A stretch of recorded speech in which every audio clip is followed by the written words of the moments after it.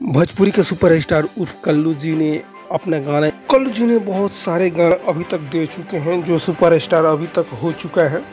90 शतक से गाना गा रहे, जब से वो छोटे हैं तब तक आज तक उनका सब गाना एकदम हिट पे हिट जा रहा है। वो अभी इनका एक फिल्म आ रहा है जो लुलिया के साथ है, जो सुपर डुपर एकदम हिट है। अभी के समय उनका रिलीज होगा जो लुलिया के साथ उर्फ निधि झा के साथ है, जो इस फिल्म में अपना अधिकार दिखाई है। जो लुलिया गाना जो पवन सिंह के साथ था, जो सुपरस्टार पवन सिंह के साथ जो काम किए थे, उन्हीं के साथ ये वाला गाना है जो आप एकदम सुपर डुपर एकदम हिट होगा, देखिएगा। आप कल्लू जी के फैन हैं तो बस चैनल को सब्सक्राइब जरूर कीजिएगा और लाइक भी जरूर कर दीजिएगा। कमेंट में लिख दीजिएगा जय कल्लू।